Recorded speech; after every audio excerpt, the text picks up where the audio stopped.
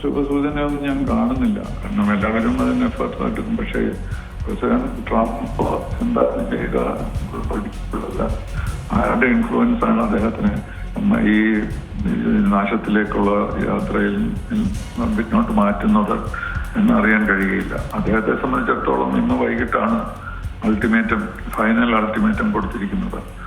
അതായത് ഹോർമസ് തുറന്നില്ലെങ്കിൽ ഈ ഒറ്റ രാത്രി കൊണ്ട് ഇറാനെ നശിപ്പിക്കുമെന്നാണ് അദ്ദേഹം പറഞ്ഞിരിക്കുന്നത്. അപ്പോൾ സാധാരണ ഈ സ്പ്രിംഗ് ലോകത്ത് മുഴുവനും വസന്തമുള്ള സമയത്ത് അതിനെ ഒരു നരകമാക്കാനാണ് അദ്ദേഹം ശ്രമിക്കുന്നതെന്ന് തോന്നുന്നു. പക്ഷെ എന്ത് വേണമെങ്കിലും സംഭവിക്കാം. പറയുന്നതൊക്കെ മാറ്റി പറയാനും അദ്ദേഹം എന്താണ് അല്ല, പൈലറ്റ്സിന്റെ കാര്യത്തിൽ അദ്ദേഹം ഒരു വലിയ സംഭവമായിട്ട് അത് കാണിക്കുന്നത് വേറെ ഒരു ഗുഡ് ന്യൂസും ഇതുവരെ അദ്ദേഹത്തിന് കിട്ടിയിട്ടില്ല എന്നുള്ളതുകൊണ്ടാണ്. അപ്പൊ അതുകൊണ്ട് ഈ 2 പൈലറ്റ്സിനെ രക്ഷിച്ചു എന്നുള്ളത് ഒരു വലിയ ക്രെഡിറ്റായി അദ്ദേഹം എടുക്കുന്നുണ്ട്. അപ്പം എപ്പോഴെങ്കിലും ഏതെങ്കിലും തരത്തിൽ വിജയം പ്രഖ്യാപിച്ച് പിന്മാറുന്നതാണ് അദ്ദേഹത്തിനുള്ള ഏക മാർഗം.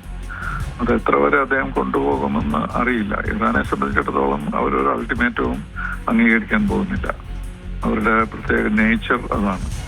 അപ്പോൾ തന്നെയല്ല, അവർക്കൊരു വിജയം മുമ്പിൽ കണ്ടുകൊണ്ടാണല്ലോ അവരിപ്പോൾ യുദ്ധം ചെയ്യുന്നത്. അപ്പൊ അതുകൊണ്ട് ഇന്ന് വൈകിട്ടത്തെ അൾട്ടിമേറ്റത്തെ എങ്ങനെ അദ്ദേഹം കൈകാര്യം ചെയ്യുന്നു, അതൊരു വിജയമാണെന്ന് പറഞ്ഞ് യുദ്ധം അവസാനിപ്പിക്കണം, അതോ ഇതിലും വളരെ രൂക്ഷമായ ഒരു സമരത്തിലേക്ക് അല്ലെങ്കിൽ യുദ്ധത്തിലേക്ക് അദ്ദേഹം നീങ്ങുമെന്ന് തോന്നുന്നുണ്ടോ? ഇതൊന്നും ആർക്കും പ്രതീക്ഷിക്കാവുന്നതല്ല.